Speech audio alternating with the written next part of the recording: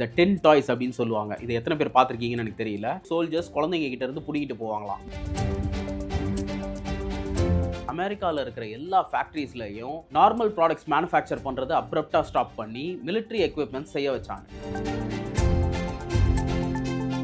இந்த வார் நடந்துட்டு இருந்த அந்த பீரியட்ல ஆஸ்கார் அவார்டையே பிளாஸ்டர்ல செஞ்சு தான் எல்லாருக்கும் கொடுத்தாங்க.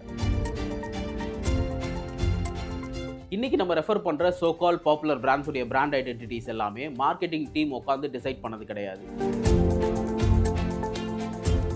இன்ஃபேக்ட் இந்த கோவிட் பீரியட்லையும் நிறைய ப்ரொடக்ஷன்ஸ் வந்து ஸ்டாப் பண்ணாங்க. அவங்களுடைய டிரான்ஸ்போர்ட்டேஷன், லாஜிஸ்டிக்ஸ் இது எல்லாத்துலேயுமே நிறைய பிரச்சனை நடந்தது. இந்த ஆர்கனைசேஷனுடைய வேலையே மெட்டல், பேப்பர், ரப்பர், பிளாஸ்டிக் இது எல்லாத்தையுமே கரெக்டாக வாருக்காக தான் யூஸ் பண்ணுறாங்களா இல்லை வேறு எதுக்காவது யூஸ் பண்ணுறாங்களா அப்படின்றத கவனிக்கிறதுக்காக தான்.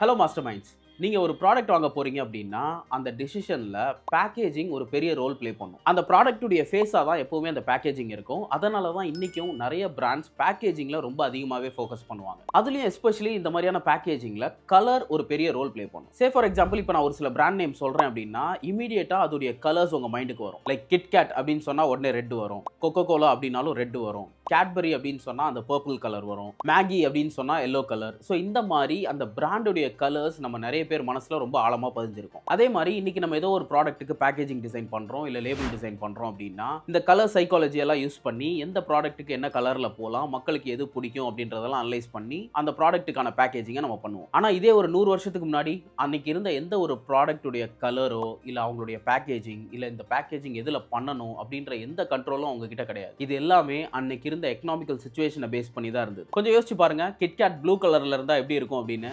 ரொம்ப டிஃப்ரெண்டா இருக்குல்ல.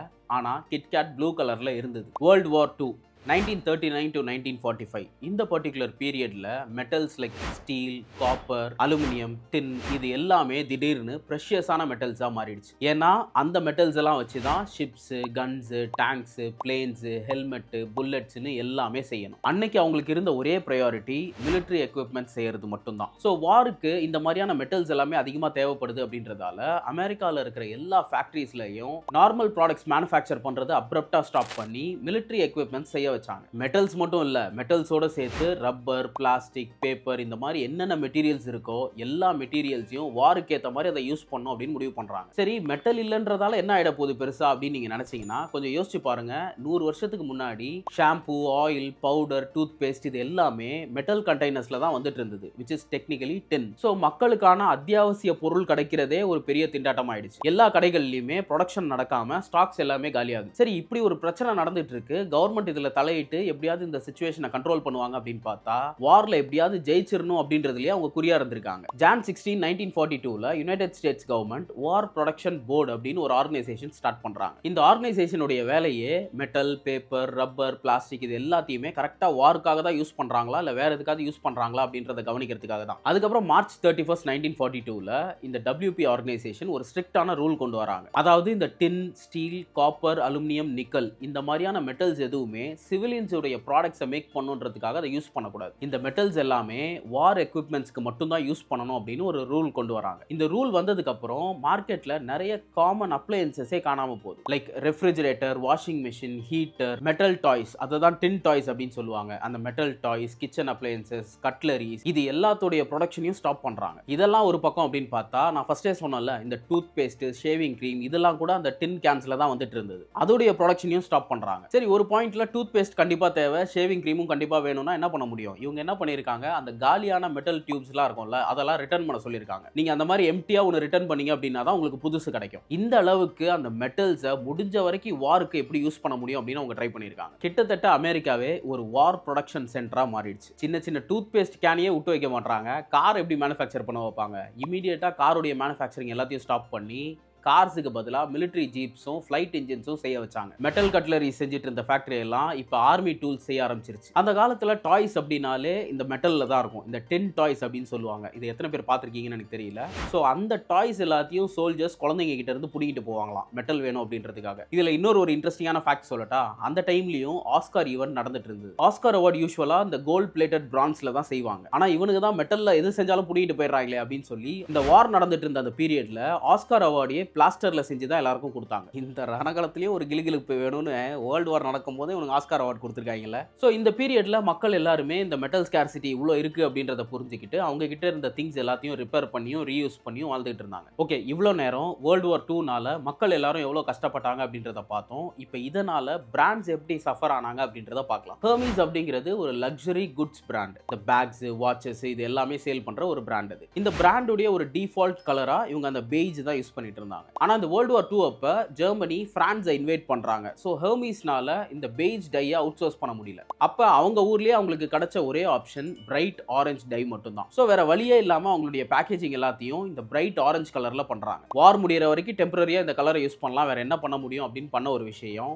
மக்கள் எல்லாருக்குமே அந்த கலர் ரொம்ப பிடிச்சி போயிடுது. ஸோ இந்த பிரைட் ஆரஞ்சே அந்த பிராண்டுக்கு ஒரு பெரிய ஐடென்டிட்டியா மாறினதால இப்போ வரைக்கும் அவங்க அந்த கலரை தான் ரீடைன் பண்ணியிருக்காங்க. இன்னைக்கு இருக்கிற இந்த லக்ஸரி குட் செக்மெண்ட்ல ஹெர்மீஸ் உடைய இந்த பிரைட் ஆரஞ்சு ஒரு ஐகானிக் ரோல் பிளே பண்ணுது. அடுத்து கிட்கேட். 1940ஸ்ல மில்க் உடைய ஸ்கேர்சிட்டி அதிகமாகுது. ஏன்னா சோல்ஜர்ஸ்க்கும் ஹாஸ்பிட்டல்ஸ்க்கும் நிறைய மில்க் தேவைப்படுது. ஆனா ஒரு சஃபிஷியன்ட் மில்க் குவான்டிட்டி இல்லாம கிட்கேட் உடைய இந்த சாக்லேட் ரெசிபி பண்ண முடியாது. சரி, மில்க் உடைய குவான்டிட்டியை குறைச்சு சாக்லேட் மேக் பண்ணி கொடுத்தா அந்த பிராண்ட் மேல இருந்த ரெப்யூட்டேஷன் குறைஞ்சிரும் அப்படின்னு நினைச்சு war time version of KitKat அப்படின்னு அதோடைய பேக்கேஜிங்கை ப்ளூ கலர்ல மாத்தி சேல் பண்ணாங்க. மக்கள் எல்லாருமே திடீர்னு கிட்கேட்டை ப்ளூ கலர்ல பார்த்த உடனே ஓகே, இந்த வார் டைமுக்காக ஏதோ ஒன்று பண்ணி மேனேஜ் பண்ணி சேல் பண்றாங்க அப்படின்றத புரிஞ்சுக்கிட்டாங்க. ஸோ மக்களுக்கு அந்த பேக்கேஜிங் உடைய கலரே என்ன மெசேஜ் அப்படின்றத கன்வே பண்ணிடுச்சு. அண்ட் ஒரு பாயிண்ட்ல இந்த வார் முடிஞ்சதுக்கு அப்புறம் மில்க் உடைய டிமாண்ட் குறைஞ்சதுக்கு அப்புறம் கிட்கேட் மறுபடியும் அந்த ப்ளூல இருந்து ரெட்டுக்கு அவங்களுடைய பேக்கேஜிங்கை மாத்திட்டாங்க. ஸோ இப்போ மறுபடியும் பழைய கிட்கேட் வந்துருச்சு அப்படின்றத அந்த கலர் மூலியமாவே மக்களுக்கு கன்வே பண்ணிட்டாங்க. அடுத்து லக்கி ஸ்ட்ரைக் சிகரெட்ஸ். இதை பத்தி நம்ம ஆல்ரெடி ஒரு வீடியோ பண்ணியிருக்கோம். அதாவது விமனை ஸ்மோக் பண்ண வச்ச ஃபர்ஸ்ட் பிராண்ட் இதுதான். அந்த கண்டென்ட்டை நீங்க பார்க்கணும் அப்படின்னு நினைச்சீங்கன்னா டிஸ்கிரிப்ஷன்ல லிங்க் தரேன், அதையும் செக் பண்ணி பாருங்க. இந்த மிலிட்டரி அப்படின்னு வந்தாலே கிரீன் கலரை தான் மேஜரா யூஸ் பண்ணுவாங்க. இந்த லக்கி ஸ்ட்ரைக் உடைய சிகரெட் பேக்கெட்ஸ் எல்லாமே கிரீன் டையை பேஸ் பண்ணி தான் இருக்கும். ஆனா கிரீன் டை எல்லாமே வாருக்கு தேவைப்படுது அப்படின்றதால இவங்க பேக்கேஜிங்கை கிரீன்ல இருந்து ஒயிட்டுக்கு மாத்தினாங்க. இவங்க அந்த பிராண்ட்ல இருக்கிற கிரீனை விட்டு கொடுத்தது அந்த நாட்டுக்கு பண்ற ஒரு சேவையா நினைச்சாங்க. இவங்க எதர்ச்சியா அந்த டிசைனை ஒயிட்ல பண்ணாங்க. ஆனா மக்கள் எல்லாருமே இதை பார்க்கும்போது இது ரொம்ப கிளீனா மாடர்னா இருக்கே அப்படின்னு ஃபீல் பண்ண ஆரம்பிச்சாங்க. மேபி இந்த மினிமல் டிசைன் அப்படிங்கிறது இங்க கூட ஸ்டார்ட் ஆயிருக்கலாம். இன்ஃபேக்ட் இந்த பேக்கேஜிங் உங்க மாத்தினதுக்கு அப்புறம் அந்த சிகரெட் உடைய சேல் இன்னும் அதிகமாகுது. அடுத்து ஹெர்ஷீஸ் பார். ஹெர்ஷீஸ் அப்படின்றது ஒரு பாப்புலரான சாக்லேட் பிராண்ட். இது நம்ம எல்லாருக்கும் தெரிஞ்சிருக்கும். இவங்க வேர்ல்டு வார் 2ல பார்ட்டிசிபேட் பண்ண சோல்ஜர்ஸ்க்காக ஒரு எக்ஸ்க்ளூசிவான சாக்லேட் பார் செஞ்சாங்க. அந்த சோல்ஜர்ஸ் வார் டைம்ல இருக்கும்போது அது எந்த ஒரு வெதர் கண்டிஷனா இருந்தாலும் இல்ல எந்த ஒரு மாய்ஸ்சரா இருந்தாலும் அது மெல்ட் ஆயிடக்கூடாது, பிரேக் ஆயிடக்கூடாது, அட் த சேம் டைம் அவங்க நிறையவும் சாப்பிடக்கூடாதுன்ற மாதிரி அந்த சாக்லேட்டை செஞ்சிருந்தாங்க. இந்த சாக்லேட்டுக்கு அவங்களுக்கு பெருசா பேக்கேஜிங் டிசைன்லாம் தேவைப்படல. ஸோ ஒரு பிளெயின் ப்ரௌன் பேப்பர்ல ராப் பண்ணி தான் கொடுத்தாங்க. இந்த ஹெர்ஷீஸ் உடைய ரேஷன் பாரை பத்தி இங்க ஷார்ட்டா சொல்லியிருக்கேன். ஆனா இதை பத்தி நீங்க டீட்டெயிலா தெரிஞ்சுக்கணும் அப்படின்னா அதுக்கான வீடியோவும் இருக்கு, நீங்க அதையும் செக் பண்ணி பாருங்க. அடுத்து டெட்டால். டெட்டால் அப்படின்னாலே அதோடைய லேபிள் கிரீன் கலர்ல இருக்கும் அப்படின்னு நம்ம எல்லாருக்கும் தெரியும். பட் இவங்களும் அந்த வார் டைம்ல மற்ற கலர்ஸ் எதுவுமே யூஸ் பண்ண முடியாததால வெறும் ஒரு பிளெயின் ஒயிட்ல பிளாக் டெக்ஸ்ட்டை யூஸ் பண்ணி அந்த ப்ராடக்ட்டை சேல் பண்ணாங்க. இந்த வார் டைம்ல நிறைய பிராண்ட்ஸ் அவங்களுடைய பேக்கேஜிங், குவாலிட்டி, குவான்டிட்டி இது எல்லாத்துலயும் காம்ப்ரமைஸ் பண்ணி ஆனா அவங்களுடைய ப்ராடக்ட்டை எப்படியாவது இந்த வார் டைமை தாண்டி சர்வைவ் பண்ண வைக்கணும் அப்படின்னு போராடினாங்க. அவங்களுடைய பேக்கேஜிங்கை கிளாஸ்ல இருந்து டின்னுக்கு மாத்தினாங்க, டின்ல இருந்து கார்ட்போர்டுக்கு மாத்தினாங்க, கார்ட்போர்ட்ல இருந்து ஒரு தின் பேப்பருக்கு மாத்தினாங்க, கலர்ஸ் எல்லாத்தையும் குறைச்சாங்க, டிசைன்ஸ்ல பெருசா ஃபோக்கஸ் பண்ணல. ஸோ இவங்களுடைய ஓவரால் ஐடியாலஜியே எப்படியாவது இந்த ப்ராடக்ட்டை மக்கள் கிட்ட கொண்டு போய் சேர்க்கணும் அப்படின்றதுல தான் இருந்தது. இன்னைக்கு நம்ம ரெஃபர் பண்ற சோ கால் பாப்புலர் பிராண்ட்ஸ் உடைய பிராண்ட் ஐடென்டிட்டிஸ் எல்லாமே மார்க்கெட்டிங் டீம் உட்கார்ந்து டிசைட் பண்ணது கிடையாது. வேர்ல்டு வார் டைம்ல வேற வழியே இல்லாம மாத்தினது தான். இந்த மாதிரி பல பிராண்ட்ஸ் உடைய பேக்கேஜிங்க்கு பின்னாடி இருக்கிறது வெறும் டெக்கரேஷன்ஸ் மட்டும் கிடையாது. ஒரு பேக்கேஜிங்லயும் அதோடைய ஐடென்டிட்டி, மீனிங் அண்ட் எமோஷன்ஸ் இருக்கு. ஒரு சின்ன கலர் சேஞ்ச் அந்த பிராண்ட் மேல இருக்கிற பெர்செப்ஷனே மாற்றும். இதெல்லாம் அந்த வேர்ல்டு வார் பீரியட் அப்போ நடந்தது. அதுக்கப்புறம் எப்படி இதெல்லாம் நடக்கும் அப்படின்னு நீங்க கேட்டீங்கன்னா இப்போ ரீசெண்டா கோவிட் டைம்லயும் இதெல்லாம் நடந்தது. இன்ஃபேக்ட் இந்த கோவிட் பீரியட்லயும் நிறைய ப்ரொடக்ஷன்ஸ் வந்து ஸ்டாப் பண்ணாங்க. அவங்களுடைய டிரான்ஸ்போர்ட்டேஷன், லாஜிஸ்டிக்ஸ் இது எல்லாத்துலயுமே நிறைய பிரச்சனை நடந்தது. நிறைய பிராண்ட்ஸ் அவங்களுடைய ப்ராடக்ட் சேல் ஆனா போதும் அப்படின்னு சொல்லி அவங்களுடைய பேக்கேஜிங்கை காம்ப்ரமைஸ் பண்ணாங்க. இன்ஃபேக்ட் அந்த டைம்ல நானும் ஒரு கிளைண்ட்டுக்கு சானிடைசர் லேபிள்ஸ் எல்லாமே பண்ணி கொடுத்தேன். ரொம்ப சிம்பிளா சிங்கிள் கலர்ல வேணும் அப்படின்னு கேட்டிருந்தாரு. ஏன்னா அன்னைக்கு அதானே ரொம்ப டிமாண்டா இருந்தது. ஏதோ ஒரு புயல் வரப்போகுது இல்ல இல்ல ஒரு டிசாஸ்டர் நடக்க போகுது அப்படின்னா அது எப்படியாவது இவங்க முன்னாடியே கண்டுபிடிச்சிருவாங்க. அதுக்கேத்த மாதிரி பேக்கப் பிளானும் ரெடி பண்ணுவாங்க. அது மட்டும் இல்லாம இது ஏதோ ஒரு பர்ட்டிகுலர் ரீஜன்ல நடக்கும். But Covid is something very unexpected இல்லையா? இந்த உலகத்தையே அது ஸ்தம்பிக்க வச்சிருச்சு. இந்த கோவிடுக்கு முன்னாடி வரைக்கும் நம்ம ஏதோ ஒரு ரா மெட்டீரியல் வேணும் அப்படின்னா நம்ம ஒரு கண்ட்ரியை பர்ட்டிகுலரா டிபெண்ட் பண்ணி தான் இருந்திருப்போம். ஃபார் எக்ஸாம்பிள் இந்த பிபிஇ பிளாஸ்டிக் ரெசின் அப்படின்ற ஒரு மெட்டீரியல் சைனால இருந்து தான் உலகத்துக்கே சப்ளை ஆயிட்டு இருந்தது. ஆனா கோவிட் டைம்ல அந்த மெட்டீரியலை சைனாவாலையும் அனுப்ப முடியல. அந்த பர்ட்டிகுலர் ப்ராடக்ட் இல்லாம வேற எந்த கண்ட்ரியில இருக்கவங்களாலையும் பேக்கேஜிங் பண்ண முடியல. ஒரு கண்ட்ரியில இருக்கிறவங்களும் லோக்கல்ல கிடைக்கிற ஆல்டர்னேட்டிவ் மெட்டீரியல்ஸை வச்சு பேக்கேஜிங் செய்ய ஆரம்பிக்கிறாங்க. அண்ட் இதே தான் பேக்கேஜிங் டிசைனுக்கும் அந்த டைம்ல ப்ராடக்ட் போய் மக்கள் கிட்ட சேர்ந்தா போதும் தான் இருந்தாங்களே தவிர அவங்க பேக்கேஜிங் டிசைன்ல பெருசா கான்சென்ட்ரேட் பண்ணல. இன்ஃபேக்ட் நிறைய பாப்புலர் ப்ராடக்ட்ஸ் உடைய பேக்கேஜிங் டிசைன் எல்லாமே பிளைனா தான் வந்துட்டு இருந்தது. இதெல்லாம் முடிஞ்சு ஒரு பக்கம் இப்ப ரீசெண்டா வந்தா இந்த ஈகோ ஃப்ரெண்ட்லி பேக்கேஜிங் அப்படிங்கிறது ரொம்ப ட்ரெண்ட் ஆகுது. என்விரான்மெண்டல் அவேர்னஸ்க்காக அவங்களுடைய பேக்கேஜிங் எல்லாத்தையும் மாத்துறாங்க. இந்த மாதிரி ஒரு ப்ராடக்ட்டுடைய பாக்ஸ் அது வெறும் பாக்ஸ் இல்ல. அந்த பாக்ஸுக்கு பின்னாடி ஒரு history, emotion, meaning, identity, protection இது எல்லாமே இருக்கு. So that's it. இந்த வீடியோ உங்களுக்கு பிடிச்சிருந்தது அப்படின்னா லைக் பண்ணுங்க, மறக்காம சேனலை சப்ஸ்கிரைப் பண்ணுங்க. வேற ஒரு டாபிக்கோட அடுத்த வீடியோல பார்க்கலாம்.